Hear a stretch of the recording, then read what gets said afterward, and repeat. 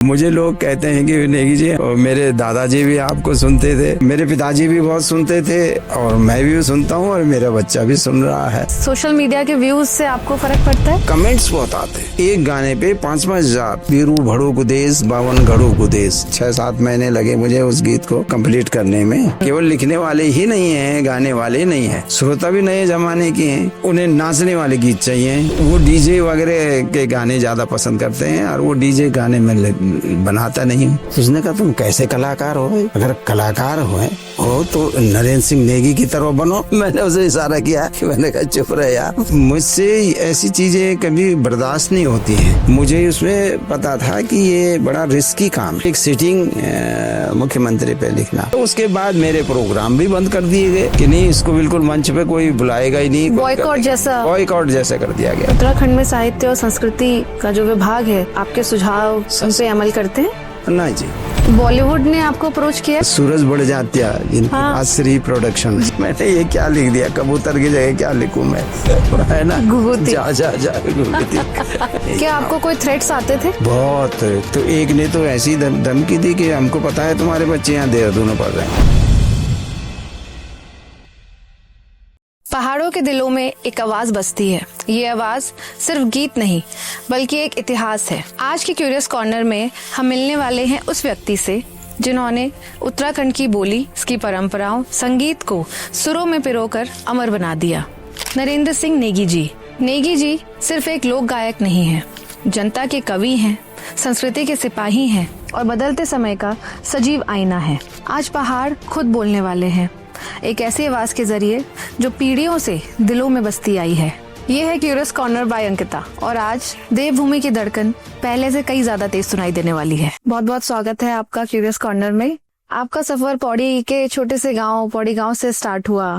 क्या वो गांव की परवरिश रही, क्या एस्पेक्ट रहे जिसमें आपका रुझान जो है वो लिखने की तरफ और गाने की तरफ प्रेरित किया? बचपन से मैं लोकगीत सुना करता था जो हमारे गांव में लगते हैं, पौड़ी गांव। तो वो बसंत पंचमी से लेके और ये बिखोत कहते हैं हम बैसाखी को, बैसाखी 14 अप्रैल को जी, तो वहां तक 1 महीना चलता था वो पूरा। तो वो धुनें मेरे दिमाग में थी और वो गीतों की पंक्तियां, वो धुनें, जो वो खड़िया चौफला ऐसे गीत थे जो मैंने, तो फिर मैं उसी में रमने लग गया और मैं फिर आकाशवाणी से गाना शुरू किया। तो ये लोकगीत ही मैं ज्यादातर गाता था उस समय, उस जमाने में। 78 में नजीबाबाद में स्टेशन खुल गया। हाँ। तो उन्होंने, हम जो भी लखनऊ में जाते थे, कुमाऊं गढ़वाल के कलाकार, तो उनको उन्होंने सब ट्रांसफर कर दिया नजीबाबाद। तो फिर नजीबाबाद से हमारे गीत आने लगे। तो नजीबाबाद का ट्रांसमीटर बहुत बड़ा ट्रांसमीटर था, वो शायद 100 किलोवाट का। तो वो उसकी रीच बहुत ज्यादा थी। तो फौजियों के, बॉर्डर से फौजियों के भी बड़ी चिट्ठियां आती थी उस जमाने। अच्छा, उस टाइम भी फैन फॉलोइंग आपकी थी? वहां से फिर शुरू हुआ। वो असल में एक प्रोग्राम करते थे फरमाइशी गीतों का। अच्छा, ऑन डिमांड म्यूजिक ऑन? हाँ, म्यूजिक ऑन डिमांड। तो उसमें मैं अक्सर देखता था कि लोग मेरे गीतों की ज्यादा फरमाइश करते थे। हर दिन जो है मेरे गीत, एक ना एक गीत जरूर बजता था वहां से। अच्छा। तो उससे प्रोत्साहन भी मिला और लिखने के लिए निरंतर मुझे ऊर्जा भी मिलती रही, क्योंकि लोग सुन रहे हैं। मुझे लगा कि लोग मुझे सुन रहे हैं तो मुझे काम करना चाहिए। और तब से ये सिलसिला, आज 50 साल हो गए हैं मुझे। 74 से लगा लीजिए आप, 1974 से। अद्भुत। और आज तक। तो आपने कहा कि बचपन में धुन जो है दिमाग में बस गई थी एक तरह से। घर में कोई गाता था? नहीं, मैंने कहा ताऊ जी के लड़के थे हमारे, अजीत सिंह नेगी जी, वो म्यूजिक सिखाते थे। अच्छा। बाकी घर में, मेरे अपने परिवार में ऐसा बस गाते तो अपने गांव में सभी थे। गांव में तो सब लोग गाते हैं। हाँ, लोकगीत। हाँ, लोकगीत गाए हैं तो वो सब लोग गाते थे मेरे परिवार में। मेरी बहनें भी, मेरे माँ भी, मेरे पिताजी भी, तो सभी लोग इसमें गाते थे। तो लेकिन ऐसे कॉमर्शियल या ऐसे इस तरह से रेडियो में, या संगीत सीखा किसी ने हो परिवार? हाँ, ये संगीत कोई उन्होंने सीखा नहीं। मैंने थोड़ा प्रयास किया है उसके लिए, तो उस जमाने की बात है। आपने गढ़वाली और कुमाऊनी दोनों डायलेक्ट्स में आई थिंक हजारों से ज्यादा गीत लिखे हैं, गीत गाए हैं। और आज के टाइम में जो हमारी बोली एक तरह से अब उतने प्रचलन में नहीं है, हमारी पीढ़ी भी इतनी ज्यादा नहीं अब बोलती है। धीरे धीरे हम थोड़ा वेस्टर्नाइज होते जा रहे हैं, बस हम गानों तक लिमिटेड हो गए हैं। ऐसे में क्या आपने कभी कॉन्शियस कोशिश करी है कि मैं गढ़वाली में ही लिखूं या मैं पहाड़ी बोली में ही गाना गाऊं, या हिंदी में भी कभी आपने सोचा कि दूसरी लैंग्वेज में भी जाना चाहिए? नहीं, मैं जैसे जैसे एज बढ़ती गई समझ में आता गया अपनी जो मातृभाषा है इस पे उस जमाने में बहुत कम लोग थे जो लिखते गाते थे जी। लिखने वाले तो थे पुराने लोग बहुत ज्यादा, मैंने उनको बहुत पढ़ा है, लेकिन गाने वाले लोग बहुत गिनती के ही थे। कैसेट का दौर भी नहीं था, जब शोज जाके करते थे, आकाशवाणी का टाइम था। उसके बाद आपने देखा कैसेट्स आए, सीडी प्लेयर्स आए, अब इंटरनेट आ गया है। ऑडियंस में जो आपके फैंस हैं, कैसे आपने बदलते हुए देखा उनको एज एन आर्टिस्ट? मुझे सुनने वाले तो हैं, तो सुनते हैं और बराबर फोन से और कमेंट करके कहते हैं कि भाई नेगी जी आप तो गाते रहिए। और मैंने कहा भाई मेरी उम्र भी हो गई है और वो इतनी उम्र में सांस को कंट्रोल करना बहुत भारी पड़ता है, मुश्किल पड़ता है, लेकिन लोगों का प्यार है और उनका आशीर्वाद है कि वो लगातार मुझे सुनना चाहते हैं।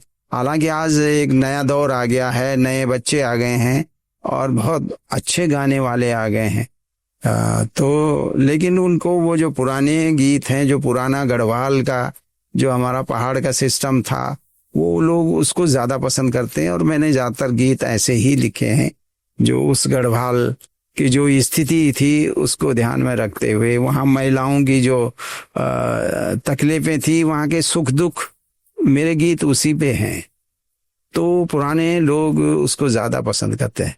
क्या फ्यूजन करके हम थोड़ा सा इसको बढ़ा सकते हैं? क्योंकि कुछ धुन हमने उनका अलग से रिकॉर्ड कर लिया और फिर मिक्स करके कर रहे हैं, बच्चे कर रहे हैं, नई पीढ़ी के बच्चे तो यही कर रहे हैं। जो आप नई पीढ़ी के बच्चे आए हैं तो और बहुत लोग आ रहे हैं, तो वो तो कर रहे हैं, वो कुछ ना कुछ नया प्रयोग भी करते रहते हैं, कुछ ही चलता रहता है। आप जब लिखते हैं या आप कोई गाना बनाते हैं, जब कुछ भी कंपोज करते हैं, तो पहले गाना लिखते हैं, धुन बनाते हैं, या मूव विद द फ्लो है? ये सोचना पड़ता है कि मैं किस विषय पे गाना बनाऊं। ऐसे नहीं बैठ जाते कि आप शुरू कर दिए और फिर कहीं इधर उधर भटकने लग गए। तो मैं पहले एक विषय सोचता हूँ कि यार अगर कोई श्रृंगार का गीत लिखना है, तो श्रृंगार का गीत लिखना है तो फिर श्रृंगार से जुड़े हुए शब्द आने चाहिए उसमें साहब। और कई सैड सॉन्ग लिख रहा हूँ तो किसी, ज्यादातर हमारे यहाँ तो महिलाएं ही दुखी हैं, है ना, पुरुष तो दिन में वो रहते हैं, रात को दुखी हो जाते हैं। तो ज्यादातर महिलाएं, इसलिए मैंने ज्यादातर महिलाओं पर ही गीत लिखे हैं, और वो पहाड़ की महिलाओं पे। मैं पहाड़ से बाहर नहीं जा पाया कभी नहीं, मैं पहाड़ पे ही घूम फिर के वहीं आ जाता हूँ। आप जा नहीं पाए या आप जाना नहीं चाहते थे? नहीं चाहता नहीं, मैंने सारी उम्र तो वहां काटी है, और मैंने अपने परिवार से भी देखा, अपनी माँ को, अपनी बहनों को, तो इतना हार्डशिप उनकी लाइफ में रहा हमेशा से, तो वो मुझे बड़ा खटकता था और मैं कुछ कर नहीं पाता था। तो वो चीज मैंने देखी है, तो मेरे पास चूंकि कलम थी तो मैंने फिर वो गीत लिखने शुरू किए। तो मेरे महिलाओं से जुड़े हुए उनके सुख दुख के गीत बहुत हैं मैंने लिखे हुए। जी हाँ। और बाकी जहां तक जाने की बात है तो ये ही पूरा नहीं हो पा रहा है, तो अभी इससे बाहर जाने का तो कोई मतलब नहीं है। तो पहले आप विषय चूज करते हैं? पहले मैं विषय चूज करता हूँ, फिर गीत लिखता हूँ, फिर गीत वो किस किस्म का गीत बना है तो उस हिसाब से फिर म्यूजिक को अरेंज किया जाता है। तो वो म्यूजिक अरेंज होता है कि भाई इसमें ये खुशी का गीत है या सैड सॉन्ग है, तो सैड सॉन्ग के लिए फिर रिदम का भी, ताल भी उसी किस्म की होनी चाहिए, बहुत भागती हुई, बहुत धपड़ धपड़ नहीं होना चाहिए। तो वो फिर ये तय होता है। और इस तरह से लेकिन वैरायटी भी लानी है, क्योंकि आपको कंटिन्यू काम करना है। अगर एक दो गीत लिख के कर देना है तब तो आप ठीक है कर दीजिए एक ही उसमें, लेकिन आपने अगर इसी को पेशा बना लिया है, इसी पे आपने काम करना है और निरंतर लोगों के बीच में डालने हैं गाने, तो फिर वैरायटी आनी चाहिए उसमें। बिल्कुल। ये ना हो कि एक ही किस्म का चल रहा है सारा शुरू से आखिर तक, तो उसे लोग सुनेंगे भी नहीं, फिर उठ जाए। बिल्कुल। तो ये प्रयास भी रहता है हमारा। और मैं और बच्चों से भी कहता हूँ यार कुछ इसमें चेंज करो, कुछ वैरायटी लाओ, तालों में चेंज करो। अगर एक ही ताल पे करते रहोगे तो लोग बहुत जल्दी ऊब जाएंगे जी। तो उनको हर समय कुछ नयापन चाहिए, कुछ पर आपके गानों से तो मुझे नहीं लगता कोई कभी ऊबा हो। नहीं, लेकिन अब आजकल श्रोता भी है ना नए जमाने के। केवल लिखने वाले ही नहीं हैं, गाने वाले नहीं हैं, श्रोता भी नए जमाने के हैं। अच्छा, और जैसा मैंने कहा कि मैं तो पहाड़ से हट नहीं पाया कभी नहीं, अपने गीतों के माध्यम से वही लगा। तो सुनने वाले जो हैं वो भी नए जमाने के हैं, तो वो उन शब्दों को पकड़ भी नहीं पाते हैं। बिल्कुल। वो मुश्किलें पड़ती हैं उनको। फिर उनको ये बोली का उच्चारण ही इतना अलग है। तो और फिर जो है सैड सॉन्ग को वो ज्यादा पसंद करते नहीं हैं। उन्हें नाचने वाले गीत चाहिए जिनमें मैं आदमी बिल्कुल नाचता ही रहे, रुके ही नहीं बिल्कुल नहीं। तो वो डीजे वगैरह के गाने ज्यादा पसंद करते हैं, और वो डीजे गाने में बनाता नहीं। तो इस किस्म से मतलब मैं धीरे धीरे जो मेरे सुनने वाले हैं वो भी धीरे धीरे कम होते जा रहे हैं। लेकिन मुझे लोग कहते हैं कि नेगी जी हम तो मेरे दादाजी भी आपको सुनते थे। बिल्कुल। तो मैंने कहा भाई गीत तो उन्हीं लोगों के थे जो वहाँ पहाड़ों में रहे, वहाँ उन्होंने वहाँ के सुख दुख भोगे, तो उन्हीं के गीत हैं वो। तो मेरे पिताजी भी बहुत सुनते थे और मैं भी सुनता हूँ और मेरा बच्चा भी सुन रहा है। हाँ। तो मैंने कहा ठीक है, अगर आप लोगों तक बात पहुंच रही है तो अच्छी बात है। नहीं, बिल्कुल आपकी गीत तो एवरग्रीन है। हाँ, नए बच्चों तक वो बात, क्योंकि उनको वहाँ का पहाड़ों का जो सिस्टम है, वहाँ का जो समाज है, वहाँ के जो सुख दुख हैं, वो उन बच्चों ने देखे नहीं, समझे नहीं, तो फिर वो अब आजकल मॉडर्न उसमें ज्यादा है, कनेक्ट नहीं कर पाते अपने आप। बट फिर भी जैसे किशोर कुमार की हम बात करते हैं, एवरग्रीन सॉन्ग्स, किसी भी जनरेशन का इंसान उसको सुन सकता है। ऐसे ही आपके सॉन्ग कोशिश मैं भी करता हूँ, लेकिन मैं बहुत ज्यादा वो नहीं हो पाता। मैं अपना उसको पहाड़ को नहीं छोड़ पाता हूँ और फिर मैं वहीं पहुंच जाता हूँ। शायद इसीलिए आपके गाने इतने अलग हैं और लोगों को इतना ज्यादा टच कर जाते हैं। हाँ, पुराने लोगों को और नए लोगों को, पहाड़ के वजह से नए लोग कम हैं उसमें, क्योंकि जब मैं इसको उसमें डालता हूँ, नेट पे डालता हूँ, तो मेरे गीत जो हैं वो 1-2 मिलियन से ऊपर नहीं जाते, जबकि नए बच्चों के जो गीत हैं वो आपके अभी एक गाना तो क्रॉस कर गया करोड़ों व्यूअर्स, और पता नहीं कितना लोगों ने पसंद किया वो। तो उससे पहले के भी तो नए गीत जो हैं, नए टाइप के, नए किस्म के गीत, इसको क्योंकि एंड्रॉयड फोन तो उन्हीं के पास है, युवाओं के पास है ना। बूढ़ों के पास तो छोटे फोन होते हैं जो मेरे जमाने के हैं, वहां पे बुजुर्ग लोग, तो वो उस पे तो है नहीं वो, तो वो कहीं से सुन लेते हैं, वो बात अलग है ज्यादातर। तो क्या व्यूज, सोशल मीडिया के व्यूज से आपको फर्क पड़ता है? मैं अपने गाने में जो लोगों के कमेंट्स आते हैं उसको जरूर पढ़ता हूँ। और कोशिश ये करता हूँ कि क्योंकि मेरे भले व्यूज कम आते हों लेकिन कमेंट्स बहुत आते हैं। एक गाने पे 5-5 हजार 6,000 कमेंट्स आते हैं और मैं उनको पहले दिन से ही पढ़ना शुरू, क्योंकि मैंने कहा बाद में तो बहुत ज्यादा ही हो जाएंगे, तो मैं फिर पहले दिन से ही उनको पढ़ने लग जाता हूँ और थोड़ा उन पे वो कर देता हूँ। आई थिंक कुछ गाने ऐसे होते हैं जो वायरल तो हो जाते हैं बट शॉर्ट टर्म मोमेंटरी होते हैं, कुछ गाने जो हमारे ऊपर जिंदगी भर असर कर जाते हैं, आपके गाने उनमें से हैं। हाँ, वो कुछ हद तक आप सही कह रही हैं कि जब तक हम लोगों के हृदय तक नहीं पहुंचेंगे, अंदर तक नहीं पहुंचेंगे गानों को, तब तक वो कालजयी नहीं हो सकते हैं। बिल्कुल। और ऐसी रचनाएं जो हैं वो हर आदमी, चलो आज के बच्चे, कुछ बच्चे ऐसे भी हैं जो मुझे फोन करके शब्दों के अर्थ पूछते हैं। और अभी ये IAS हैं हमारे रयाल जी, उन्होंने एक ग्रंथ लिख दिया है मेरे 101 गीतों पर।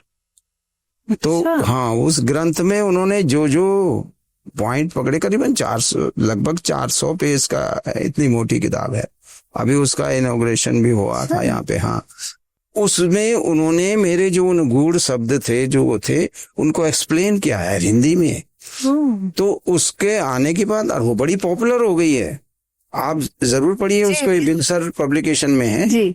तो वो उससे बहुत सारे लोगों को फायदा होगा, खास तौर से जो रिसर्च कर रहे हैं। मेरे न्यू म्यूजिक बना रहे हैं, मेरे गीतों पे ये यूनिवर्सिटी के बहुत सारे बच्चों ने रिसर्च भी किए हैं। तो वो अगर अब जो करेंगे तो उनको बहुत सहूलियत होगी उनको पढ़ के, रयाल जी की उस किताब को पढ़ के। तो लोग काम कर रहे हैं। कुछ एक सुंदरयाल जी हैं, चंडीगढ़ से हैं, दीनदयाल सुंदरयाल जी, उन्होंने मेरे हिंदी में मेरे गीतों का ट्रांसलेट किया है। अच्छा। उनकी किताब उन्होंने नरेंद्र गीतिका, और एक दूसरा वॉल्यूम भी उन्होंने छाप दिया है।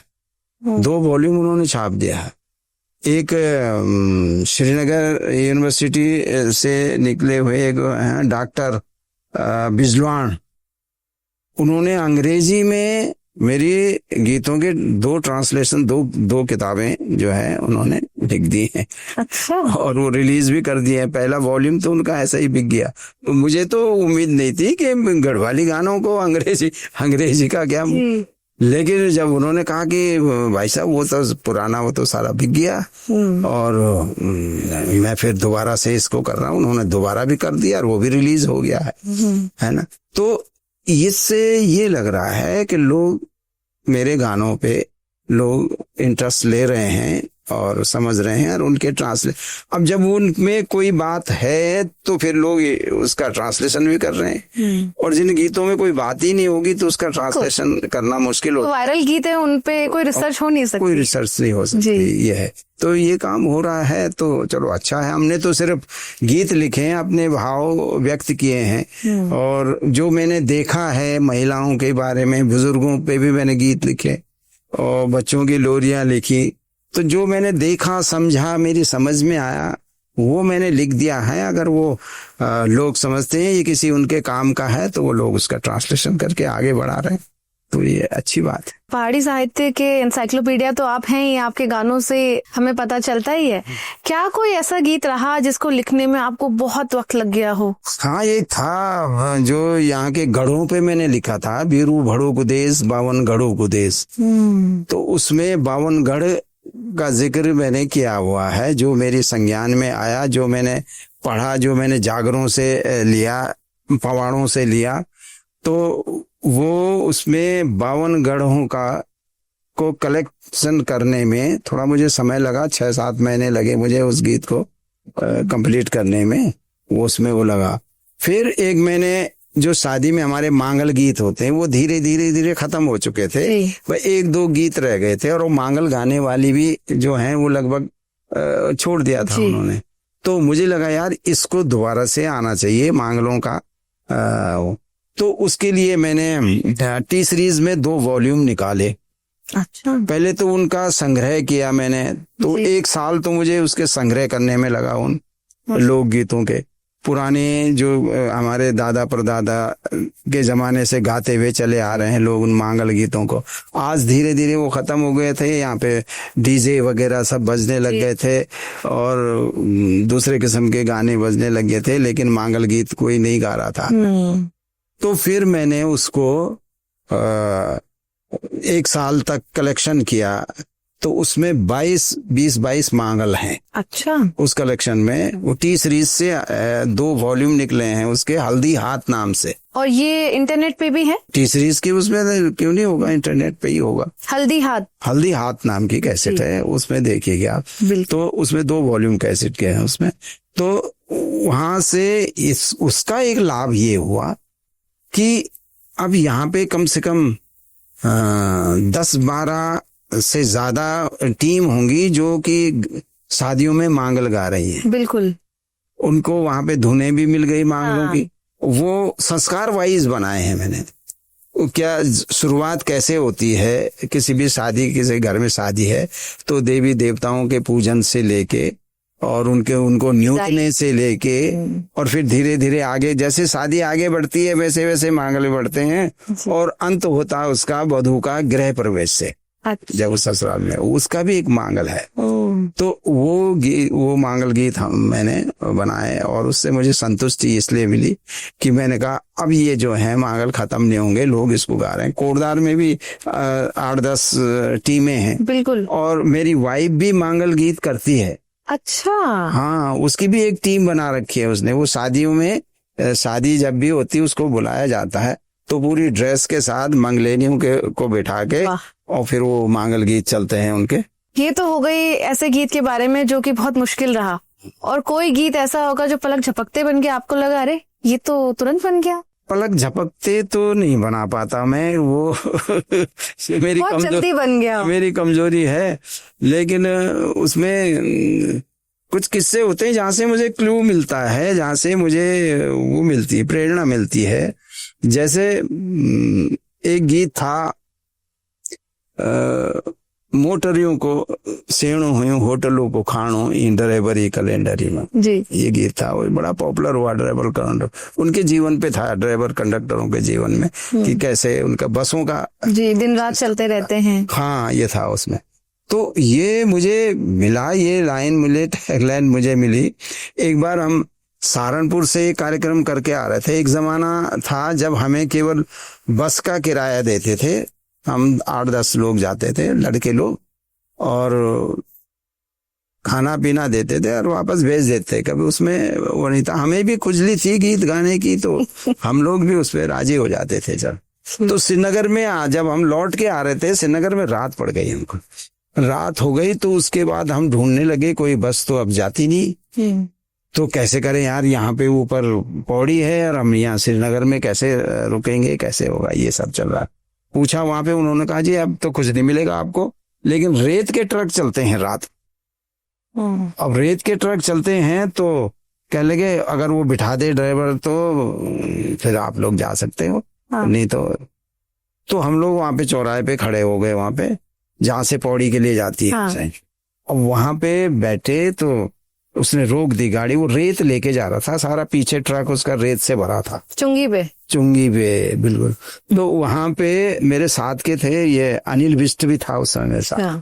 तो अनिल बिष्ट ने ड्राइवर से कहा यार कि एक सीट आगे की जहां वो है यहाँ बिठा दे। तो उसने बताया नहीं कि कौन है, उसने कहा कि हमारे साथ है, सीनियर आदमी है, उनको आगे बिठा दे। उसने कहा बैठना है तो पीछे बैठो, नहीं तो। अच्छा। तो फिर हम सब लोग पीछे बैठ गए। मैंने भी अपना मफलर वगैरह लपेटा, क्योंकि आंख में रेत आ रही थी, गर्मियों के दिन थे तो उड़ के आ रही थी उस ट्रक के, तो मैंने मुंह लपेट रखा था उसमें। फिर जाके वो ड्राइवर उससे कहने लग गया कि अबे तुम कैसे कलाकार हो? कहने को तुम क्या हो भाई, कहाँ से आ रहे हो? जी हम कलाकार हैं, प्रोग्राम करके आ रहे हैं। उसने कहा तुम कैसे कलाकार हो भाई? अगर कलाकार हो तो नरेंद्र सिंह नेगी की तरह बनो, वो तो टैक्सियों में जाता है। अच्छा, वो हंसने लगे। मैंने उसे इशारा किया कि मैंने कहा चुप रहे यार, पौड़ी पहुंचने दे, है ना। मैंने कहा कुछ मत बोल कर ले आया। तो वहां पे जब हम पौड़ी आ गए, चलते चलते वहां पे, तो वहां पे जाके वो ड्राइवर, अब पौड़ी में तो 6-7 बजे के बाद जो है वो बाजारी बंद हो जाता। तो मैंने मैंने कहा यार खाना पीना इसको मिलेगा। मैंने कहा यार बुला, ऐसा करो यहीं पे, मैंने कहा धार रोड में मेरा घर है, तो 2-2 रोटी वहीं खा लेंगे, हम लोग भी खा लेंगे, तुम भी खा लेना, चलो वहां चलते हैं। कह लेंगे ना भाई जी हम तो, मैंने उसको पेमेंट दिया, पैसा उसे दिया उसका। कहने लगे ना जी हमारा क्या है, हम लोगों का तो मोटरों को सेणों होटलों को खान। ये डायलॉग जो उसने बोला कि मोटरों में सोना है, होटलों में खाना है, यही जीवन है। तो ये मैं घर जाते जाते मेरे दिमाग के जहन में वो आ गया। और मैं रात खाना खाने के बाद सोने के बजाय मैं इस गीत को आगे बढ़ाना शुरू कर दिया मैंने। और फिर वो ड्राइवरी कैलेंडरी वाला गीत बना, और उसको इतना पॉपुलर हुआ वो गाना कि ड्राइवर कैलेंडर इतनी फरमाइश करते थे जहाँ भी प्रोग्राम होता था। तो उनकी जीवन पे था वो गाना। तो ऐसे ही क्लू मिल जाते हैं। क्या वो व्यक्ति आपको दोबारा मिले? नहीं, कहाँ वो दोबारा कहाँ मिलते हैं फिर तो। अब मैं पहचान भी नहीं पाता हूँ, वो तो होगा रहा होगा, लड़के ही थे वो भी उस समय हमारी तरह। इसी पे एक गीत था, सरारा पुआ पुआ, चली भाई मोटर चलिए। ये इसकी क्या स्टोरी है? बिकॉज मेरी फैमिली में, मेरे बचपन में मैंने सबसे ज्यादा यही गीत सुना है, और आज भी यही हम गाते भी हैं, गुनगुनाते भी हैं, चाहे शादी है चाहे कुछ है। हाँ, ये ऐसा था क्योंकि ये बहुत सिंपल, लेकिन इसमें एक गढ़वाली बोली का हास्य है उसमें, और वो जो गाड़ियों की स्थिति है जी, वो इसमें मैंने वर्णन किया है, क्योंकि हमने भी बहुत फेस किया जी। उनको, किस तरह से वो जबरदस्ती, क्योंकि एक ही बस होती थी उस रूट की, कि भाई यही बस आएगी वही वापस आएगी, बस ये था। तो उसमें जितने लोग हैं सब भर जाते थे, कुछ जो सीट मिल गई जिनको, वो भाग्यवान हो गए, बाकी लोग खड़े खड़े चलते थे। और उस समय पुलिस का बहुत ज्यादा वो भी नहीं था, तो उस ओवरलोडिंग हुआ करती थी, तो उस पे मैंने वो गीत लिखा था। सबसे ज्यादा लोकप्रिय आई थिंक मेरे पहचान में तो सबसे ज्यादा वही है, और मेरी बेटी भी बहुत छोटी है, मैं उसको भी यही सिखाती हूँ। बच्चे को ले पकड़ना भी बहुत आसान है। आज तो वो हास्यास्पद गीत हो गया, लेकिन उस जमाने में वो मजबूरी का गीत था। चलना इसी में है भाई, जैसी हालत में भी है, कोई बीड़ी पी रहा है, कोई कुछ कर रहा है, कोई हिलने डुलने के लिए जगह नहीं है। और बस वे कंडक्टर भी जो है भरता चला जा रहा, जो रास्ते में मिल रहा है, चल भाई तू भी चल। आपके गीतों में सामाजिक मुद्दों का भी बहुत वर्णन रहा है। हाँ, और नौछामी नारायण जैसे गीत से लेकर ना काटा तो ना लियो, तो सारे गीत जो हैं वो सब सोशल मुद्दों पे रहे हैं। तो एज एन आर्टिस्ट आपको ये फील होता है कि आर्टिस्ट को सोशल मुद्दों पे आवाज उठानी चाहिए? क्योंकि आप हमेशा कहते हैं कि आर्ट जो है वो समाज का आईना है, इसके रेपरकशंस भी होते हैं, इसका डिसएडवांटेज भी होता है। तो ऐसे में कितना मुश्किल होता है एक आर्टिस्ट के लिए सोशल मुद्दों पे अपनी आवाज उठाना? नहीं, मैं मुझसे ऐसी चीजें कभी बर्दाश्त नहीं होती हैं, तो मैं फिर उसमें लिखना शुरू कर देता हूँ। उस समय एक ये चलता है कि यार ये गलत हो रहा है और इसको बदलना चाहिए, इसको चेंज होना चाहिए। मेरे पास कोई ऐसी पावर तो थी नहीं, तो मेरे पास गीत ही थे, तो मैं गीत बना देता था उसमें। तो ऐसे बहुत सारे बनाए मैंने, टीरी डाम पे बनाया मैंने गीत जी। और ये जहां भी मुझे ये लगा कि ये गलत चल रहा है, वो भी किया। नौछमी नारायण पे भी मैंने गीत लिखे, लेकिन मुझे उसमें पता था कि ये बड़ा रिस्की काम है। रिस्की काम इसलिए कि एक सिटिंग मुख्यमंत्री पे लिखना, लेकिन बहुत सारी बातें ऐसी थी जो गले से नीचे नहीं उतर रही थी। जैसे उन्होंने उस समय कहा था कि जब ये लोग गए थे कि भाई पृथक पर्वतीय राज्य की मांग के लिए हम लोग चाह रहे हैं, आप भी उत्तराखंड के से जुड़े हुए हैं और जुड़ा, उत्तराखंड हमें अलग दे दीजिए। उत्तराखंड की मांग जब हुई तो उन्होंने एक सभा में कहा था ये बात कि मेरी लाश पे बनेगा उत्तराखंड जी, तुम लोग वो है, तुम लोग नहीं, थोड़ा तुम गलत डिमांड कर रहे हो, ये कर रहे हो। और उसके बाद जब बना तो वो उसके मुख्यमंत्री बन के आ गए। पहले मुख्यमंत्री वही थे। कोई खेद व्यक्त नहीं, कोई ये नहीं कि आपको उत्तराखंड के लोगों से नैतिक रूप से क्षमा याचना करनी चाहिए थी कि मैंने तब ऐसा कहा था, लेकिन मैं गलत था, लेकिन अब मैं यहाँ का मुख्यमंत्री हूँ। लेकिन वो कुछ नहीं, वो ऐसे उसी धौंस में आए और उस कुर्सी में बैठ गए। और उसके बाद की फिर जो हुआ, हम 2-3 साल तक उनका कार्यकाल देखते रहे। 3 साल 4 साल हो गए थे। हाँ 4 साल से ज्यादा हो गए थे। तो वहां पे जो भी हुआ, लाल बत्तियां का बंटवारा जैसा हुआ कि एक 70 विधानसभाओं की हमारी विधानसभा है, 70 विधायकों की, और आपने जो है 250 लाल बत्तियां अलग से बांट दी हैं, है ना, अलग से उनको राज्य मंत्री के सुविधाएं मिल जाती हैं। तो इतना खर्चा 250 लाल बत्तियों पे दो, और एक छोटी सी विधानसभा है हमारी, और इतने लोग, ये लोड कहाँ जाए।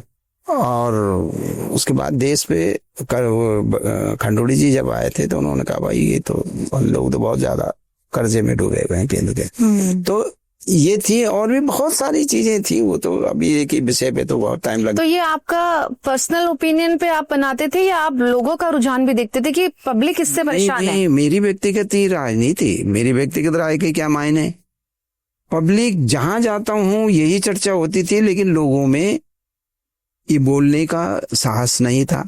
और बोलते भी तो उनके पास प्लेटफॉर्म कहाँ था, जी। है ना। और मेरे पास तो थी, लेखनी थी, गीत था, तो मैंने तो उसका उपयोग किया, लेकिन और वाणी थी, लेकिन लोगों के पास कुछ भी नहीं था। वो कुड़ते थे, यार ये क्या हो रहा है, यार ये कैसे हो रहा है, यार ये नहीं होना चाहिए था ये।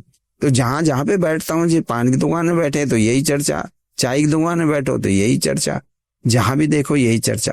तो मैं गीत तभी बना जब वो आम आदमी जो है उससे प्रभावित हो।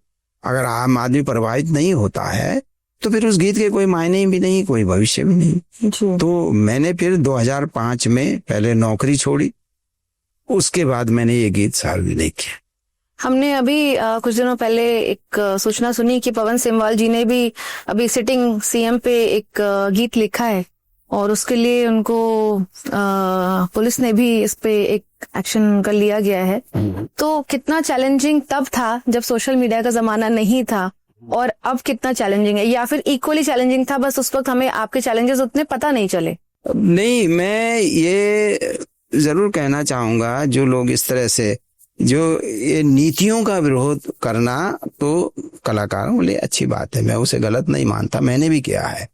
जो गलत चीजें हैं हो रही हैं राज्य में, तो उनका विरोध तो होना चाहिए, और मैं भी करता हूं गाए बगाए, और मैंने किए भी हैं।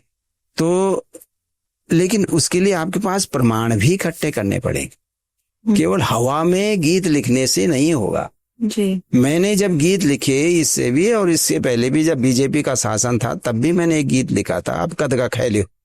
तो मैंने उसमें सूचना के अधिकार में मैंने उनसे रिपोर्ट मांगी थी गवर्नमेंट से, कि मैं किसी को अगर ये बता रहा हूं कि भाई ये गलत हुआ है, तो मेरे पास उसका प्रमाण भी होना चाहिए।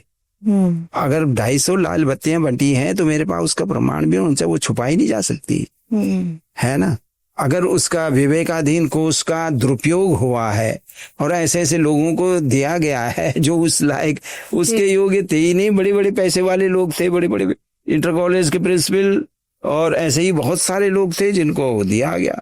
और उत्तर प्रदेश की सैनिक विधवाओं को बताइए, आप उत्तराखंड के मुख्यमंत्री हैं, उत्तर प्रदेश की सैनिक विधवाओं को आपने 5-5 लाख रुपए दिए।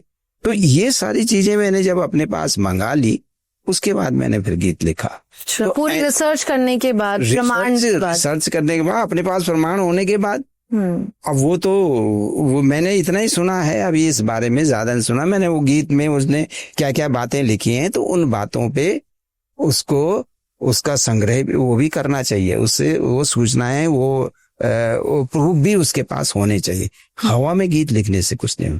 और जब हमारे गीतों में सारे प्रूफ थे और वो छुपाए नहीं जा सकते थे, तो फिर किसी की हिम्मत भी नहीं हुई हमसे ये सब करने की। पर आपने भी अपनी नौकरी छोड़ दी थी? तो नौकरी इसलिए कि मैं नौकरी में रह के बॉस के खिलाफ नहीं लिख सकता, ये तो सर्विस कंडक्ट रूल हैं गवर्नमेंट सर्वेंट के, है ना। वो भी छोड़ो, उसके बाद मेरे प्रोग्राम भी बंद कर दिए गए, है ना, कि नहीं इसको बिल्कुल मंच पे कोई बुलाएगा ही नहीं, बॉयकॉट जैसा कर दिया गया। कोई बात नहीं, फिर जनता ने मुझे प्रोग्राम करवाए, जनता ने दिए मुझे कि मंच की आप नेगी जी आप यहाँ गाइए इस गीत पर। क्या आपको कोई थ्रेट्स आते थे? बहुत, टेलीफोन उस समय लैंडलाइन हुआ करती थी जी।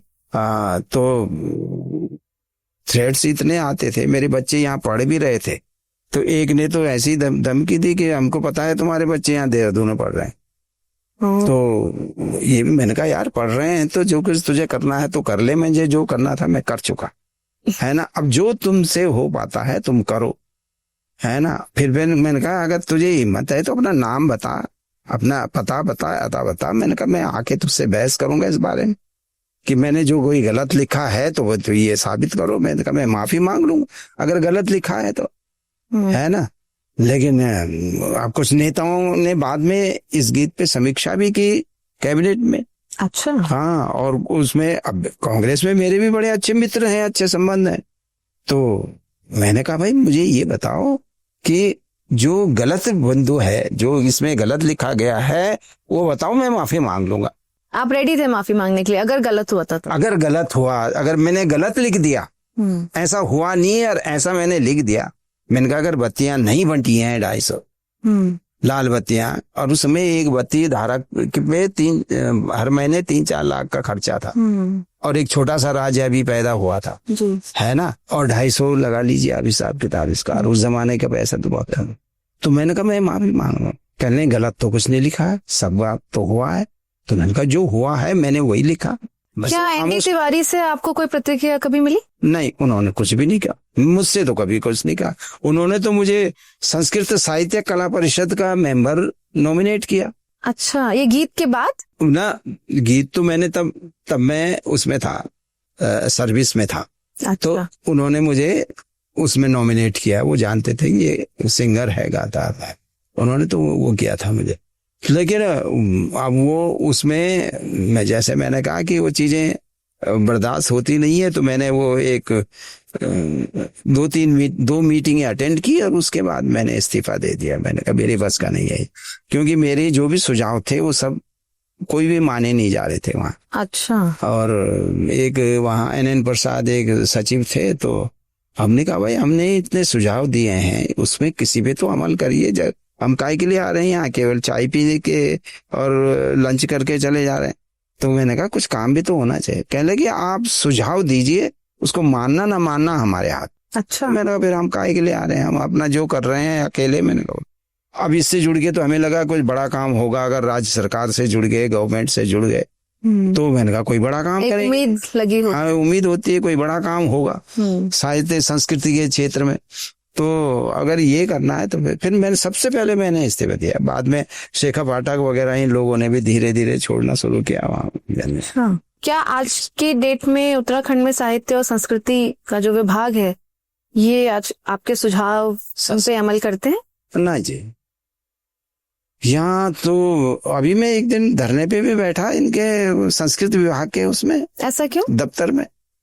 असल में इन लोगों का ऐसा सिस्टम बना दिया इन लोगों ने कि ये कलाकार, मैं तो नहीं हूँ उसके कलाकार, तो जो लोग वहाँ पे इंटरव्यू देते हैं, ऑडिशन देते हैं, तो उन लोगों की टीम का जो है ये प्रोग्राम के लिए भेजते हैं।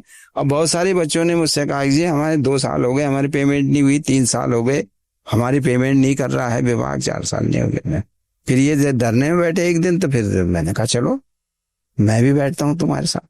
तो बैठे। उसके बाद इतना तो हुआ कि जो नए सचिव आए हैं वहाँ पे, तो उन्होंने सचिव वो महानिदेशक आए हैं, तो उन्होंने जो है कुछ चेंज तो किया है। अच्छा। नियम में।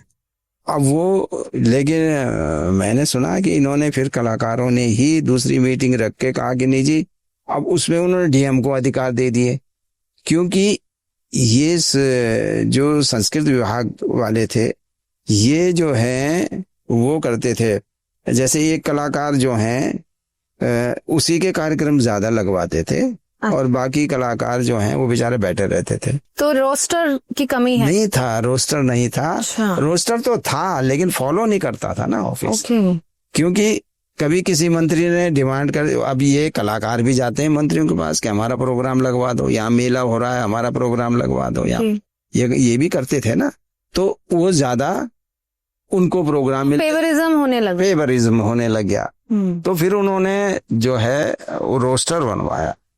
उन्होंने कहा नहीं, सबको मिलेंगे प्रोग्राम, है ना, तुमने पास कर रखा ऑडिशन में उनको, तो भाई उनको बिठा के थोड़ी रखोगे आप, उनको कुछ न कुछ दे दोगे। तो ये सिस्टम था वहां पे। अब देखिए कितना अमल होता है। अभी की बात है, ये 1 महीना पहले की बात। अच्छा।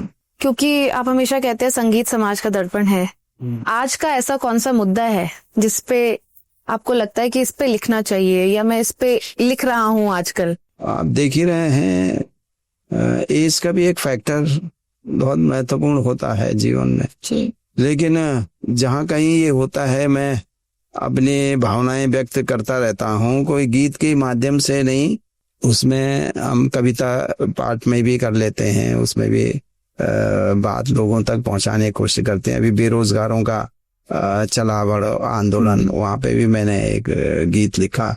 अभी ये भी हुआ कि कुछ बड़े बड़े अधिकारियों ने विधानसभा अध्यक्ष हुए, ये हुए, पहले के नए, इन्होंने अपने जान पहचान के लोगों को वहां भर्ती किया, नौकरी में डाला बिना किसी उसके, तो वो भी था। और बेरोजगार बच्चे बाहर हल्ला मचा रहे थे, बहुत सारे आंदोलन में कर रहे थे, उस पर भी हमने गीत लिखा।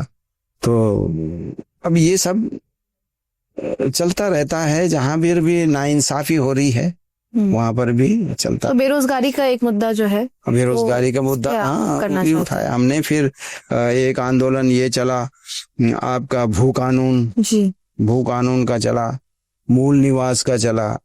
वो बहुत जरूरी था यहाँ के लिए, बहुत जरूरी है यहाँ पे ले। अब सुना है कि धामी जी ने कुछ एक वो बनाया तो है, मैंने पढ़ा नहीं वो अभी, उन्होंने कुछ इस पे भू कानून पे कुछ एक अधिनियम बनाया है उन्होंने। मैं उसको मंगा रहा था, मैंने कहा मैं इसको देखता हूँ क्या उन्होंने इसमें किया है, क्या संभव है क्या नहीं। क्या आपने कभी अपने स्टाइल में, अपनी लिखने के तरीके, संगीत में चेंज करने का नहीं सोचा? क्योंकि पुरानी जनरेशन तो सुन ही रही है, हाँ, लेकिन म्यूजिक भी धीरे धीरे इवॉल्व होता रहता है जनरेशंस के साथ साथ। सवाल ये है ना कि कंटेंट क्या है आप, वो महत्वपूर्ण है मेरे लिए। म्यूजिक मेरे लिए बहुत ज्यादा महत्वपूर्ण नहीं। म्यूजिक ठीक है, वो इनहांस कर दिया उसने थोड़ा सा उसमें ले, लेकिन मैं चूंकि कविता का आदमी हूँ, उसमें उस मतलब होना चाहिए। केवल खाली वो करने से तो नहीं चलेगा काम, उसमें कोई मतलब होना चाहिए कि आप जो लिख रहे हैं उसका भाव क्या है, उससे किसी को क्या लाभ होने वाला है।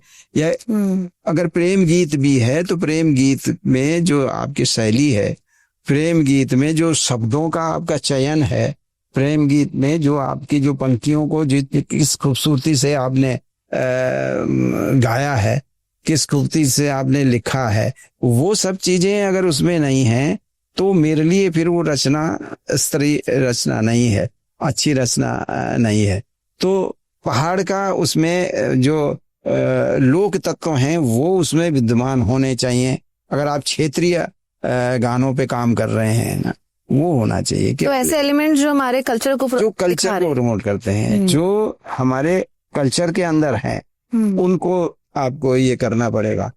अब ये अगर आप नहीं है तो फिर वो ना तो वो कभी लोकगीत की श्रेणी में आएंगे, है ना, भले ही वो YouTube से आपको उसके पैसे मिल जाएं, वो बात अलग है, व्यूअर्स बढ़ने से, लेकिन वो कभी लोकगीतों की श्रेणी में नहीं आ पाएंगे गाने।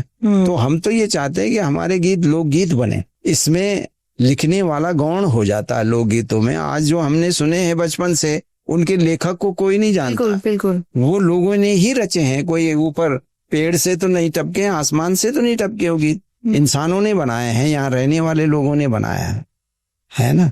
तो वो चीजें धीरे धीरे समाज में जब फैल जाती हैं तो वो लोकगीत बन जाते हैं। और गीत ऐसे होने चाहिए कि जिसे आम जनमानस गा सके, है ना।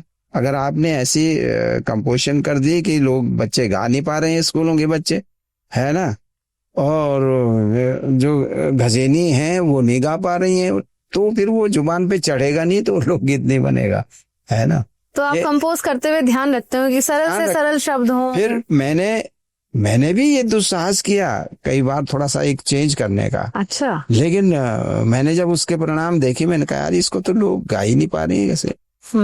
घास काटने वाले गांव की औरतें, आपके स्कूल के बच्चे स्कूल में नहीं गा पा रहा।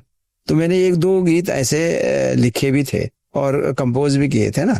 फिर मैंने कहा कि नहीं, वापस आओ वहीं, जो अगर आप इन लोगों के लिए गा रहे हो तो फिर नहीं चलेगा, ये नहीं चलेगा, एक्सपेरिमेंट नहीं चलेगा।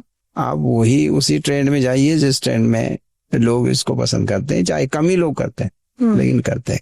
और आज मैं ये भी देख रहा हूँ कि जब भी इन बच्चों के कंपटीशन होते हैं तो उसमें ये बच्चे मेरे ही उन गीतों को गाते हैं, इम्प्रोवाइज करके, कवर करके, कुछ करके, और वो गाने ही उनको ठीक लगता है। कैसा लगता है आपको जब आप देखते हैं कि बाकी बच्चे फॉलो कर रहे हैं अभी? मुझे तो अच्छा लगता है। जो भी रचनाकार होगा, अगर उसके गाने लोगों तक पहुंचे हैं, बच्चों तक पहुंच रहे हैं, तो अच्छी बात लगता है कि मेहनत सफल हुई। जो रात रात जाग जाग के हमने मतलब 40-50 पेज फाड़ के हमने जो रचना बनाई, फाइनल की है कि नहीं अब ये शब्द ठीक है ना।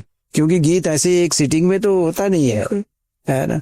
तो ये इसको करते हैं, फिर दूसरे दिन देखते हैं, फिर लगता है नहीं यार ये शब्द ठीक नहीं है, इसमें दूसरी जगह, और इस तरह से मैं उसको वो करता रहता हूँ। और काफी टाइम तक के बाद ही मैं कहता हूँ कि हाँ अब ये रिकॉर्ड करने के लायक हो गया है, अब इससे आगे को मुझे आवश्यकता नहीं है। क्या कभी बॉलीवुड ने आपको अप्रोच किया या आसपास के लोगों ने बोला है कि नहीं बॉलीवुड की तरफ चलते हैं? नहीं, बॉलीवुड का तो कोई मतलब ना, तो हमारे ऐसा एम्बिशन था कि हमें हिंदी फील्ड में जाना है या ये करना है ना। एक प्रयास हल्का सा हुआ था जब मैंने घर जवाई पिक्चर का म्यूजिक किया था और गाने लिखे थे, तो वही हमारे बीच के थे, उन्होंने कहा यार आप यहाँ बम्बई में रहिए ना, आप कहाँ वहाँ पहाड़ों में हैं, यहाँ आपको काम मिल जाएगा, स्ट्रगल तो वहाँ तो स्ट्रगल है ना। मैंने कहा भाई मैं तो अभी शुरुआत ही कर रहा हूँ, मुझे तो अभी बहुत कुछ काम करना है पहाड़ों में, और बहुत सारे ऐसे गीत हैं मेरे दिमाग में रखे हुए हैं जो मैं वहीं जाके करूँगा इनको। तो मैं फिर उस क्षेत्र में मैंने कभी सोचा भी नहीं कि मैं इस तरफ जाऊं, उसके लिए न मैंने कभी स्ट्रगल किया, न मैं उसके लिए अप्रोच किया। अब जब मैं यहाँ, लोग मुझे पसंद करते हैं, चाहे कम लोग हैं, लेकिन लोग चाहते हैं, मुझे सुनना चाहते हैं, मुझे सुन रहे हैं, वो रेडियो के माध्यम से सुन रहे हैं या टेलीविजन के माध्यम से या फिर कैसेट के माध्यम से सुन रहे हैं। कैसेट से जब मैं टी सीरीज में आता था तो वहाँ तो बहुत डिमांड थी, इसीलिए मैंने बोला क्योंकि आपने टी सीरीज का जिक्र किया। टी सीरीज थी, रामा कैसेट्स में थी, रामा कैसेट को तो बहुत ज्यादा डिमांड थी उस टाइम पे। तो वो यही कहते थे यार नेगी जी आप बिक रहे हैं, आप हर महीने बनाओ ना। मैंने कहा नहीं भैया, मैं तो बनाऊंगा तो साल भर में एक कैसेट बनाऊंगा, और मैंने कहा कूड़ा कचरा तो नहीं डालूंगा मैं मार्केट में, है ना, क्योंकि मुझे पता था कि लोग जो हैं वो इसे पसंद नहीं करते हैं।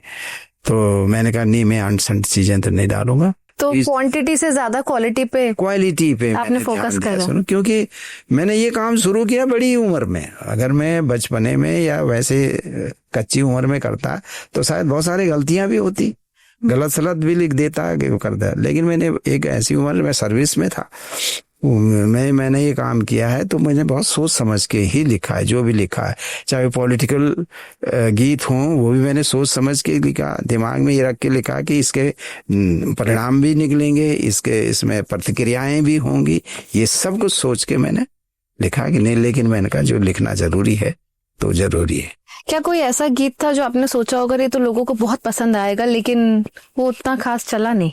ऐसे बहुत सारे गाने हैं जो लोगों को नहीं, तो मैं इसीलिए कह रहा हूँ कि आप वो जो हमारे रयाल जी हैं जिन्होंने अभी वो IAS हैं यहाँ पे उत्तराखंड में ही हैं, उनकी किताब पढ़िए तो उसके बाद लोगों को लगा अरे यार हम तो ऐसा सोच रहे थे, ये तो ऐसा यार ये तो इस किस्म का है ना। तो ऐसा भी है, लोगों को बाद में पता लगा कि इसका तो ये मतलब निकलता है, हम तो कुछ और सोच रहे थे, हम तो ये भी है।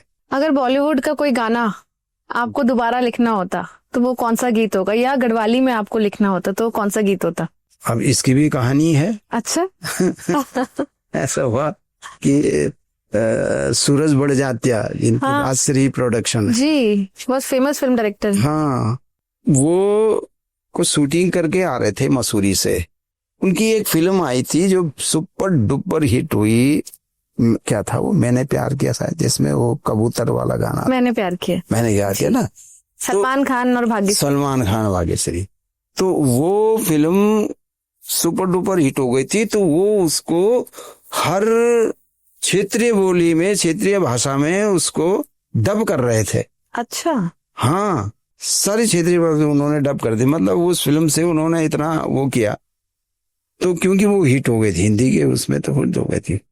तो वो मसूरी से आ रहे थे, तो उन्होंने कुछ टैक्सियां की, वो टैक्सी में बैठे होंगे, तो टैक्सी में उन्होंने वो गाने सुने, ड्राइवर यहीं का था, पहाड़ का ही, तो उसने वो मेरे गाने लगाए हुए थे, कैसेट लगाई हुई थी उस समय, कैसेट का टाइम, ये शायद 90-91 की बात होगी। तो उन्होंने क्या किया कि वो गाने सुने, फिर उन्होंने कहा कि भाई ये कौन है, क्या है, तो उन्होंने कहा जी हमारे उत्तराखंड के गायक हैं, है ना, फलाने का, तो कहाँ रहते हैं, उन्होंने कहा, तो बता दिया देहरादून नहीं है। तो जब यहाँ आए किसी होटल में ठहरे थे तो उन्होंने फिर एक आदमी भेजा, यहाँ सूचना विभाग में था, मैं सर्विस कर रहा, तो वहाँ उन्होंने भेजा। वहाँ उन्होंने कहा कि यार उनको बुलाओ, जरा मिलना है, बातचीत करना है। तो वो चाह रहे थे कि यहाँ की उत्तराखंड की भाषा में भी उसको डब किया जाए, ये उनका सेंस रहा होगा। तो मैं चल गया मिलने के लिए।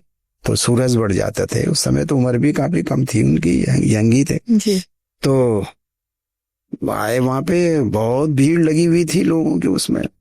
तो आया, बुलाया, हाँ जी। मैंने कहा मैं फला हूँ, आपने बुलाया है। तो पूछने लग गया कि आपने क्या क्या किया। मैंने कहा भाई मैं गढ़वाली फिल्में की है बॉम्बे में। मैंने कहा बॉम्बे में, बॉम्बे लैब में और एक दो और जगह मैंने रिकॉर्डिंग की है फिल्म के लोगों से, सुरेश वाडकर वगैरह इन लोगों से गाना गवाया, उदित नारायण वगैरह गढ़वाली गाने गवाए मैंने इन सब से। अच्छा। तो वो थे, उसमें महेंद्र कपूर थे ये, और ये थे सुरेश वाडकर थे, उदित नारायण थे। तो इन लोगों से मैंने गाने गवाए, गढ़वाली गाने अपने लिखे हुए, कंपोज किए हुए। तो उसके बाद ऐसी बातचीत चलती रही। तो फिर उन्होंने कहा जी कि हम सोच रहे थे इसको हम गढ़वाली में भी डब करें। तो मैंने कहा ठीक है बताइए। तो कह रहे हैं आप इसके गाने लिखिए। अब मुझे वो याद आया, वो कबूतर वाला गाना। मैंने कहा जी, अब मैंने कहा गढ़वाली में क्या लिखूंगा मैं, अच्छा क्या ट्रांसलेट करूंगा मैं इस गाने का, है ना। लोग हंसेंगे, कह लेंगे यार ये क्या लिखा है ना। तो अब कोई और होता तो पकड़ लेता, कहता कि ठीक है जी इसने बड़े प्रोडक्शन हाउस है ये ऐसा। तो मैंने फिर उसके कुछ गाने याद किए कि एक आध लाइन है उसके आए हैं। तो मुझे लगा इसका गढ़वाल से कोई लेना देना तो है नहीं ना, ये गढ़वाली उसमें फिट है। और मैंने कहा ये केवल अपने आप के हंसी करवाने वाली बात है। तो मैंने वहीं पे सूरज बढ़ जाता को हाथ जोड़ दिए। मैंने कहा जी मेरे बस की बात नहीं है, मैं ये नहीं कर पाऊंगा ट्रांसलेशन इनका। और मैं तो, आप मान जाते तो वो पिक्चर गढ़वाली में भी हम सुन पाते। नहीं, लेकिन आप तो सुन पाते, लेकिन मुझे शर्मिंदगी होती कि मैंने ये क्या लिख दिया, कबूतर की जगह क्या लिखूं मैं, है ना। घुघुती। जा घुघुती मैसेंजर है ही नहीं, है ना। मैसेंजर तो कबूतर ही होते हैं। तो अब फिर मुझे लगा यार इसमें मैं कुछ कर नहीं पाऊंगा, जो थोड़ी बहुत लोग में एक बनी हुई है वो भी जाएगी। मैंने तो मैं थोड़ा कॉन्शियस भी रहता हूँ इस मामले में। अच्छा। तो ये ऐसे कि कोई गलत चीज ना चली जाए। अब कोई गलती से कभी ऐसा अभी हुआ नहीं है, लेकिन फिर भी मैं अभी भी कॉन्शियस रहता हूँ यार, इसको सही जाना चाहिए। बस मैं जहाँ हूँ वहीं मैं बेहतर करना चाहता हूँ। आज भी सोच रहा हूँ कि मैं जो हूँ कुछ अच्छा करके जाऊं, कुछ ऐसा लिखूं कि लोग उसको याद रखेंगे। लेकिन दुर्भाग्य ये है ना, मैंने जैसा बताया कि मेरे गानों के व्यूअर्स बहुत कम होते हैं, है ना। जबकि अन्य गीतों के मैंने देखा व्यूअर्स बहुत ज्यादा। बच्चे मुझे बताते रहते हैं, मेरी वाइफ बताती रहती है।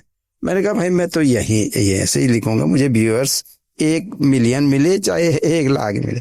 अभी मैंने चंद्र सिंह गढ़वाली पे लिखा है गाना। अच्छा। कोई सुनने को तैयार नहीं है ना। जो इस किस्म के हटके भी मैं काम कर लेता हूँ, तो मैंने और भी कुछ ऐसे लिखा है, लेकिन उसको सुनना नहीं चाहते लोग, सिर्फ नाचना चाहते। अपने हीरोज के बारे में किसी को कोई इंटरेस्ट है नहीं जी। अब सोशल मीडिया पे। तो मैंने कहा ठीक है, वो जरूर नहीं। व्यूअर्स के लिए मैं ये नहीं कि व्यूअर्स के पीछे दौड़ूंगा कि साहब व्यूअर्स नहीं हो रहे हैं, मैं भी अब ये डीजे गाने चलाना शुरू करूं, तो वो मैंने नहीं किया। और आज भी मैं संतुष्ट हूं। अगर 4-5 हजार लोगों के कमेंट्स आ रहे हैं तो जाहिर जो कमेंट्स वही करेगा जिसने उस गाने को 1-2 बार सुना होगा, बिल्कुल, है ना, और समझा होगा। तो वही कमेंट्स आते हैं, तो मुझे भी अच्छा लगता है चलो कमेंट्स से। और कुछ गाने वक्त की डिमांड नहीं होते, लेकिन वो इतने इम्पोर्टेंट होते हैं कि वो हिस्ट्री का पार्ट बन जाते हैं। बिल्कुल आपने सही कहा। और तो ये जो ट्रांसलेशन हो रहे हैं मेरे गीतों के, उसकी वजह यही है, ये वो लोग हैं जो थोड़ा सा साहित्यिक टेस्ट के लोग हैं जी। तो उनको लगता है कि इन गीतों का होना चाहिए ट्रांसलेशन, है ना। तो इसलिए उन्होंने कई वॉल्यूम जो है मेरे गीतों के ट्रांसलेशन कर दिए हैं। अब वो रयाल जी ही परसों मिले थे मुझे एक उसमें, तो वो कह रहे थे कि मैं दूसरा ग्रंथ लिख रहा हूँ अच्छा। अभी 101 गाने तो लिख चुका, अब जो बाकी है उस पर मैं एक दूसरा ग्रंथ। अरे मैंने कहा साहब धन्य है, आपको इतना समय मिल रहा है, इतनी व्यस्त नौकरी है उनकी। आपके इसी कंट्रीब्यूशन के लिए और सोच के लिए आपको 2022 में संगीत नाटक अकेडमी अवार्ड मिला। हाँ जी, हाँ एंड राष्ट्रीय पहचान आपको मिली इससे जी। क्या ऐसा और गीत है जो अब आप लिखना चाहते हैं? अब 70+ अब हो गए हैं years हाँ में। जी, मैं 75। तो अब क्या रह गया है नरेंद्र सिंह नेगी जी की लाइफ में? क्या लिखना बाकी रह गया है? बहुत कुछ है, बहुत कुछ है। ऐसा नहीं है, कोई चीज खत्म तो कभी नहीं होती, कोई विषय खत्म नहीं होते हैं। अगर विषय खत्म हो तो साहित्य वहीं जाम हो जाए, है ना। बिल्कुल। तो बहुत कुछ है लिखने का, क्योंकि हर दिन कुछ नया घट रहा है जी। पहाड़ों में भी, यहाँ भी, मैदानों में भी, सब जगह जो है हर दिन नया घट रहा है। और हर दिन कुछ ना कुछ ऐसी चीजें आ रही हैं, ब्रेकिंग न्यूज, कुछ ऐसे चीजें आ रही हैं जो दिमाग में थोड़ा सा हलचल मचाती हैं। हालांकि अब वो एनर्जी नहीं रही जो पहले थी, लेकिन मैं कोशिश करता हूँ फिर भी। आज भी चाहे मैं 8 महीने 1 साल में एक गीत डालूं, लेकिन मैं डाल देता हूँ सोशल मीडिया कि चलो यार कुछ ना कुछ बैठे रहने से। क्या कोई ऑटोबायोग्राफी का प्लान है या क्या सरप्राइज आने वाला है ऑडियंस के लिए, आपके फैंस के लिए? नहीं, अब क्या सरप्राइज आना है अब तो जो है कि किस टॉपिक पे आप आजकल काम कर रहे हैं? टॉपिक वही है बच्चों के, उसके लिए कर रहा हूँ कि जो ये बच्चे इंटरेस्ट लें इस बीच में, और थोड़ा सा उनको गढ़वाली शब्द, गढ़वाली भाषा और गढ़वाली का जो एक साहित्य का जो हमारे पुराने कर गए हैं, रच गए हैं, जरा उसकी तरफ ध्यान दें। और जो हमारे नए गायक हैं वो सुरीले हैं, सभी सुरीले हैं, बहुत अच्छा है ना, लेकिन उनका कंटेंट में थोड़ा सा वो लगता है मुझे कि इस पे ध्यान कम दिया गया है। जो गीत का विषय वस्तु है उस पे दिया गया, लेकिन है कुछ 1-2 कलाकार ऐसे हैं जो कंटेंट पे अब ध्यान दे रहे हैं, लेकिन ज्यादातर बच्चे जो हैं वहीं पे स्टूडियो में ही जा लिखा। क्या कोई नए टैलेंट ऐसे हैं जिनको आप फॉलो करते हो या जिनको आप कहते हो कि अरे मैं बढ़िया काम कर? सुनता हूँ सभी, और मैं कुछ, मेरी वाइफ भी सुनती है, उसको भी कुछ लगता है तो वो मुझे बताती है कि देखो ये नया गीत आया है, इस बच्चे का सुनो, अच्छा है, गा रहा है, ये गा रहा। तो ऐसे चलता रहता है, लेकिन मैं ज्यादातर अपना पढ़ने और लिखने में ही लगा रहता हूँ ज्यादातर। आपने हमेशा जिक्र किया है अपनी वाइफ उषा जी का। इतने लेजेंडरी आप आर्टिस्ट हैं, इतने संगीत में इतना कंट्रीब्यूशन आपका है, अवार्ड्स मिले हैं, सब हुआ है, लेकिन उनका क्या योगदान है आपकी लाइफ में और आपके करियर में? उसका तो योगदान बहुत है, ऐसा है कि उसकी वजह से तो मुझे इतनी सहूलियतें हैं। और वो मैं जब प्रोग्राम में मैंने उसको एक रिस्पॉन्सिबिलिटी दी है कि तुम ये ड्रेसेस जो हम फोक डांस करते हैं अलग अलग क्षेत्रों के, है ना, उसके लिए तुम ड्रेस तैयार करो और उसके लिए ड्रेस बनाओ। तो वो ड्रेस का काम करती है। मेरे घर में जो है ये कमरा तो पूरा ड्रेस से ही भरा पड़ा तो उसकी मेंटेनेंस भी करना है, वो भी करना है, तो वो ड्रेसेस का काम करती है। और मेरे साथ कोरस में भी मेरे साथ सहयोग करती है। और बाकी उसका तो उसने तो काफी, उसी की वजह से मैं थोड़ा इसमें आगे हिम्मत कर पा रहा हूँ कि मैं थोड़ा कुछ और समय तक कुछ दूं अपने समाज को, कुछ गीत मनोरंजन के लिए या किसी उसके लिए दो, तो उसका तो बड़ा कंट्रीब्यूशन है। तो वो नहीं होता तो फिर टेंशन होता या दूसरी चीजें होती, फिर आप मन जो है उससे वो होता। बहुत सारे लोग की ये शिकायत रहती है, यार घर से वो नहीं, कोऑपरेशन नहीं मिलता है, इसलिए हम नहीं कर पाते हैं, ये नहीं कर पाते। तो उस मामले में थोड़ा भाग्यशाली हूँ कि उसका पूरा सहयोग रहता है, वो करती है उसमें से। प्रोग्राम जब कभी कोई पकड़ते हैं हम कोई प्रोग्राम, तो उसमें भी उसकी काफी भागीदारी रहती है। अच्छा, कैसे आपकी शादी हुई उषा जी से? शादी तो ये है ना कि मेरी 7 बहनें हैं जी, और जब मेरी शादी की बात पिताजी ने छेड़ी तो उसमें पहले तो मैं ना नुकुर करता रहा, क्योंकि नहीं यार, और फिर एज भी बढ़ती रही। तो बाद में पिताजी को मेरी एक बहन ने ही रेफरेंस दिया था इसका, तो ये इन्होंने रामपुर में थे, इसके पिताजी पुलिस में, ससुर जी हमारे जी। तो फिर लोगों ने कहा कि जब रिश्ता उसमें हुआ तो यही बताती है मुझे कि लोगों ने कहा कि अरे वो जो गाने गाता है, अरे कह ले कि वो तो रेलवे कोटद्वार रेलवे प्लेटफार्म में ढपलू लेके गीत गाता है और अंधा है। अच्छा, आपके बारे में? यही बता रही थी कि हमारे जो पड़ोस के लोग थे कि अरे वो जो गीत गाता है उसकी उससे बातचीत चल रही है। तो इसने कहा कि ऐसा ऐसा गया। फिर मैं उस समय टिहरी नयन नगर में पोस्टेड था जी। तो इसके पिताजी फिर मुझे देखने के लिए आए वहां। तो वहां उन्होंने देखा, उनका पूछा, फिर जब वो तनख्वाह के बारे में पूछने लग गए तो मैं समझ गया कि ये कहीं से आए हैं, मुरादाबाद वगैरह से।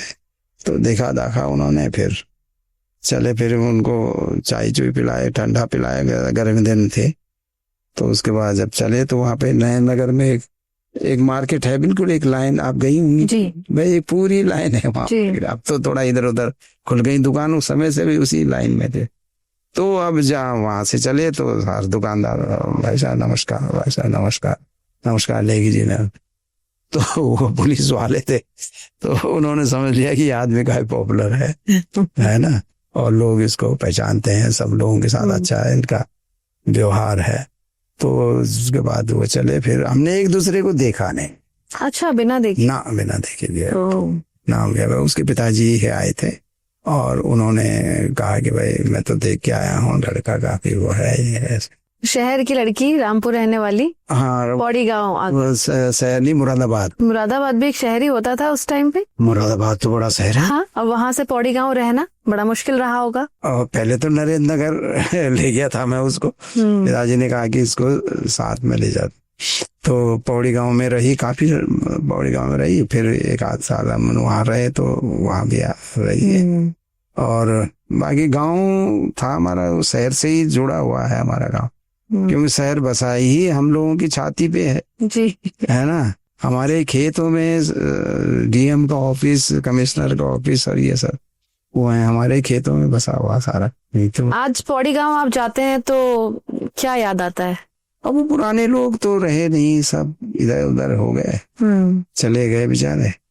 तो वहां मैं वहीं मैं लिखता था, वहीं रियाज करता था, वहीं बैठता था, है ना। आज भी जब मैं यहाँ देहरादून आया, मुझसे यहाँ गाने ही नहीं लिखे गए। अब वो देहरादून वाला हूँ, गाना भी मैंने पौड़ी में ही जाके लिखा क्योंकि मेरा वहाँ एक आसन है जिसमें मैंने सैकड़ों गीत की रचना की है ना। मेरे ठीक घर से हिमालय दिखता था, लेकिन अब लोगों ने अपने मकान ऊंचे ऊंचे ऊंचे कर दिए हैं, क्योंकि जैसे भाइयों में बंटवारा होता है ना, तो ऊपर की मंजिल अब तीसरा है तो उसने कहा मैं इससे ऊपर कर देता। तो अब वो सारा ढक गया है ना। लेकिन मैंने वो हिमालय को देख के हिमालय पर भी गीत लिखा, और भी बहुत सारे गीत लिखे हैं, अब तो याद भी नहीं रहे। तो वो वहां बैठ के ही मुझे गीत लिखने का वो आता था। नरेंद्र सिंह नेगी को लोग कैसे याद करें, आप क्या चाहते हैं? म्यूजिक के लिए, लिरिक्स के लिए, या संस्कृति के कंट्रीब्यूशन के लिए? नहीं, अब वो बस वो गीत याद करें, गीत गाएं। और देखो, हमारा लोक संगीत में धीरे धीरे लिखने वाले का, कंपोज करने वाले का, गाने वाला तो घिसता चला जाता है। 10, 20, 30, 40, 50, 60, 70 साल बाद पता नहीं लगेगा, ये गीत रह जाएगा। गीत रह जाते हैं जो आज लोकगीत, पारंपरिक गीत हमारे पास हैं, वो भी किसी ने रचे हैं। वो आसमान से नहीं छूटे हैं, वो भी किसी ने रचे हैं। समाज में आके वो घिसते घिसते घिसते घिसते, कभी आज मेरे जो समकक्ष लोग हैं, मेरे जो हम उम्र लोग हैं, है ना, तो इनको तो याद है, लेकिन 20 साल बाद ये भी नहीं रहेंगे, हम भी नहीं रहेंगे, 40 साल बाद नहीं रहेंगे, तो लिखने वाला तो धीरे धीरे धीरे धीरे उसको भूल जाते हैं लोग, और गीत रह जाता है। तो अगर गीत में लोक तत्व है, अगर गीत उस लोक से जुड़ा हुआ है, अगर गीत उन परंपराओं से जुड़ा हुआ है तो वो गीत रह जाएगा, लोकगीत बन जाएगा, है ना। और लेकिन जो किसने रचा ये फिर रिसर्च की बात हो जाएगी कि अब आप ढूंढो कि किसने किया, लेकिन गीत के साथ नाम नहीं चलता। इसलिए पहले जमाने में आपने देखा होगा, पुराने जमाने के जो है, जैसे मीरा के भजन है जी। तो मीरा ने उसमें फिर अपना नाम डाला है पंक्ति में नीचे ना, मीरा के प्रभु गिरधर नागर, बिल्कुल। कहते कबीर सुनो भाई साधो, है ना, सूरदास जी का नाम, और भी जो रसकान, ये इन लोगों ने जो है अपने नाम हर दोहे में अपना नाम डाला है ताकि लोग याद रखें कि हाँ मैं भी था कुछ लिखने। ये तो लोकगीत तो ऐसे ही चलते हैं, लोकगीतों का इसी तरह समाज में आगे बढ़ते हैं, और लोग भी उन गीतों में भी मुख सुख के हिसाब से वो काट छांट और संशोधन करता रहता। ये लोग को अधिकार है। बहुत अच्छी बात आपने बोली, और आपके गाने इसीलिए मुझे सबसे अलग लगते हैं, मुझे पर्सनली इसलिए सबसे अलग लगते हैं क्योंकि जो प्रोनाउंसिएशन है, जो उच्चारण है शब्दों का, पहाड़ी बोली का, वो अब मिसिंग है। वो ल को अलग तरीके से उच्चारण करना, है ना, वो अब नहीं मिलता है, बोली गानों में नहीं। बच्चे अलाव नहीं बोल पाते जी, बोलते हैं डाली बोटी मौली गए ना, तो लगता है कोई दूसरे प्रांत का आदमी बोल रहा है ना। तो वो है, बच्चों में है। अब उनको भी क्या दोष दें जब उनका परवरिश, उनका लालन पालन, वो पैदा ही यहाँ हो रहे हैं, मैदानी क्षेत्रों में पैदा हो रहे हैं, है ना। कई फैमिलीज में ऐसा भी है कि पेरेंट्स बोलते हैं लेकिन बच्चे नहीं बोलते। हाँ, नहीं बोलते हैं। तो इसके लिए हमने एक बड़ा दबाव तो बनाया है सरकारों पे कि भाई कम से कम जो हमारी गढ़वाली कुमाऊनी भाषा है इसको स्कूलों में पढ़ाया जाए। हाँ। जो यहाँ बच्चे हैं, नए बच्चे हैं जिन्होंने पहाड़ का वो नहीं देखा, अपनी भाषा के प्रति थोड़ा बहुत उनका लगाव रहे, और अपनी भाषा, अपनी मातृभाषा, तो अपनी दूध बोली। अब जब वो कई भाषा पढ़ रहे हैं, 2-2, 3-3 भाषा पढ़ रहे हैं, तो एक भाषा अपनी भी जो है के शब्द भी उनको समझ में आने चाहिए। बिल्कुल, इससे कुछ लोगों ने किया है, कुछ प्राइवेट स्कूलों में ऐसी बुक्स भी निकल गई हैं, और आपके ग्रंथ भी आ गए हैं, आ ही रहे हैं, बहुत सारे चीजें। तो ऐसी रिसर्चेस हो रही हैं। बाकी आपके कला और के माध्यम से, संगीत के माध्यम से कोशिश यही रहेगी कि आगे हमारे चैनल से भी लोगों को और इंस्पिरेशन मिले। बिल्कुल बिल्कुल, और हमारी संस्कृति और आगे बढ़े। हाँ, मुझे सम्मान तो मुझे बहुत मिला है अपने समाज से, अपने लोगों से बहुत सम्मान मिला है। यहाँ 3 यूनिवर्सिटी ने मुझे डॉक्टरेट, हाँ, वो भी दिया है, मानद उपाधि भी दी है। मैं उनका भी आभारी हूँ। उन्होंने, अब जब ये शिक्षा के इतने बड़े केंद्र हैं, अगर ये मान्यता देते हैं तो थोड़ा मन में उत्साह बढ़ता है, लगता है यार कि चलो मैंने जो कुछ किया लोगों को पसंद आया, अच्छा लगा, लोग उसको एडमायर कर रहे हैं। तो और संगीत नाटक एकेडमी ने भी पता नहीं कैसे उन्होंने वो किया, मुझे तो जानकारी वहाँ गुवाहाटी असम से मिली थी, और वहाँ पे मीटिंग चल रही थी इनकी, तो वहाँ पे ही वो चर्चा हुई कि भाई इस बार जो है ये पुरस्कार उनको मिलना चाहिए, उनको देना चाहिए। तो मैंने अप्लाई तो मैं करता नहीं हूँ, इसके लिए भी मुझे बड़ा जो पद्म पुरस्कार हैं इनके लिए भी बड़ा प्रेशर पड़ता है, अपना वो दीजिए, बायोडाटा दीजिए। मैंने कहा भाई मैं अर्जी नहीं दे सकता, ये मैंने कहा मेरी कमी है, मैं अर्जी दे के सम्मान पाना, मैंने कहा ये मेरे लिए शर्म की बात है। अपने लिए कभी नहीं किया मैंने, अपने समाज के लिए जो कुछ भी लिखा, अपने समाज के लिए लिखा, अपने लोगों के लिए लिखा, है ना। नेताओं से बुराई ली मैंने तो अपने समाज के लिए लिया। बिल्कुल, मैंने उनकी नीतियों का अगर कहीं आलोचना की है तो समाज के लिए किया है, इसके लिए अपने लिए नहीं किया मैंने कभी नहीं कि मैं कुछ सोचूंगी मैं, नहीं तो मैं भी जयकारे लगा था, तो वो मुझसे नहीं हो पाया। मैंने जो किया अपने, वो जनता का प्यार और आपके लिए अफेक्शन है जो आपको दिखाते इस तरह से, और आपका कंट्रीब्यूशन के लिए प्रति भी आभार है। तो बहुत अच्छा लगा मुझे आपके साथ टाइम बिता के, थैंक यू सो मच मुझे अपना टाइम देने के लिए। धन्यवाद आपको, आपके श्रोताओं को बहुत बहुत धन्यवाद।